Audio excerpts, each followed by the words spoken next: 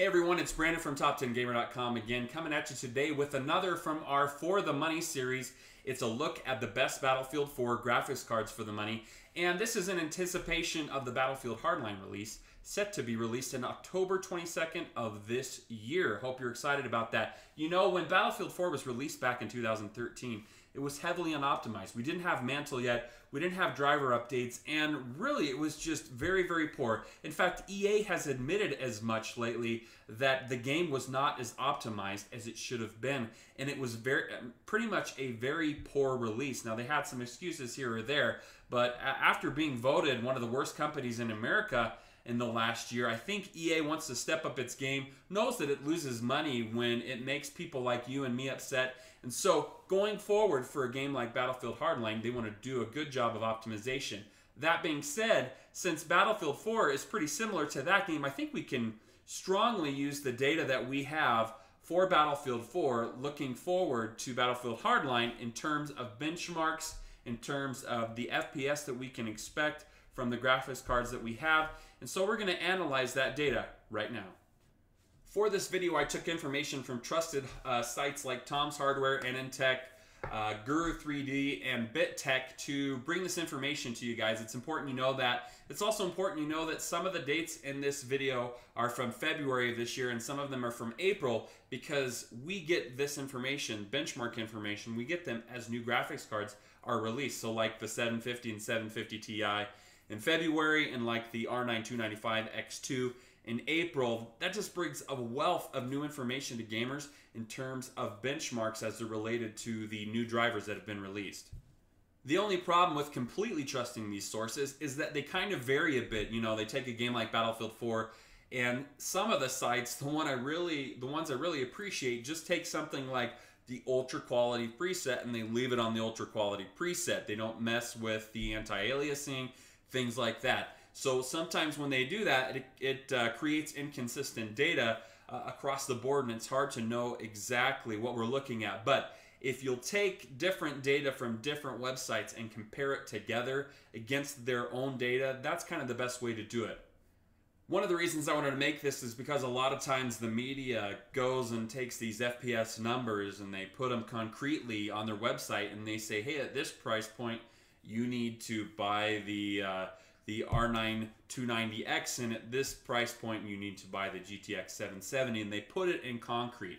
But what you guys are actually looking at, the rebates available and the performance, is probably completely different than what these people looked at. And not only that, aftermarket cards that we get from manufacturers, it's just incomplete data in terms of testing all of these graphics cards. There's obviously manufacturers that are superior when it comes to getting more out of the performance of these cards. But this graph that I'm bringing up right now is a graph that uses information from BitTech that we've gathered and just puts a price per frame for both 1080p and 1440p. And as you can see, in general, as we go, whether it's AMD or NVIDIA, as we go up in price point, obviously the amount that we're paying per frame is going to increase. If you want to get more performance, you're going to pay more per frame for that performance. That's especially true in 1440p. Obviously, if we have fewer frames to show for, then it's going to cost more per dollar. The pricing for this graph in terms of the graphics cards comes from the cheapest graphics card that I could find from trusted manufacturers that I would buy myself.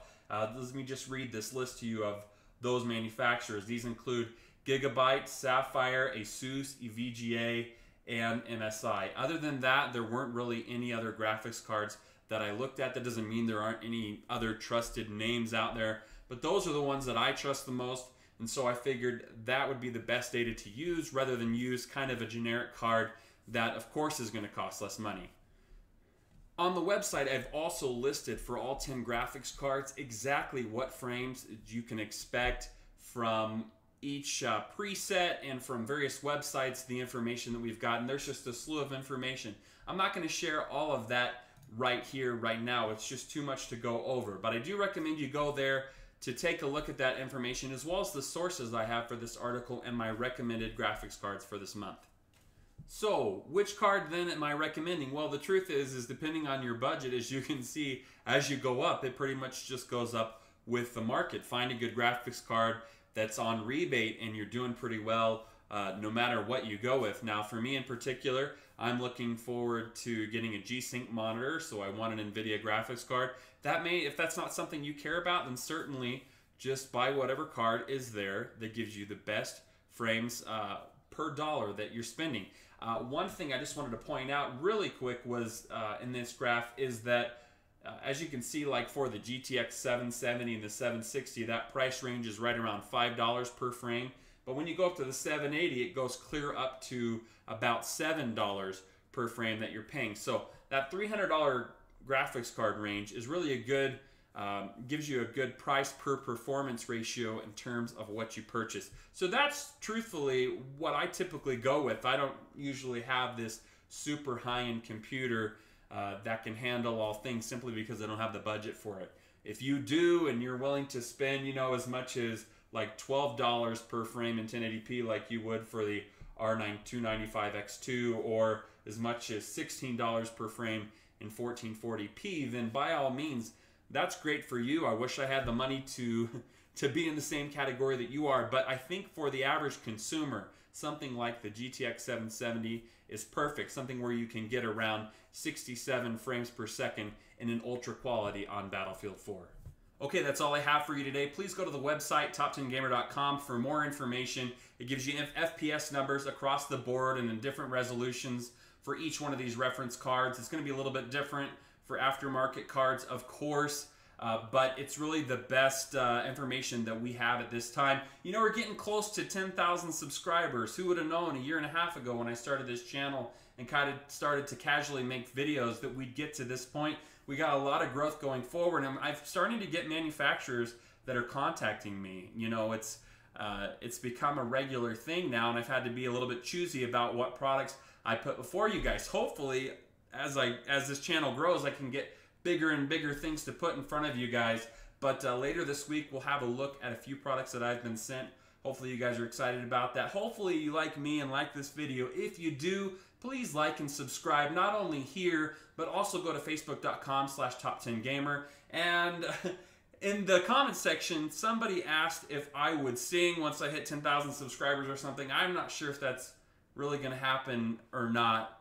Maybe yes, maybe no. No, like, huge promises, but we'll do something once we hit that. And the faster we get there, the faster you get to see it. So don't forget to subscribe, and we'll see you next time.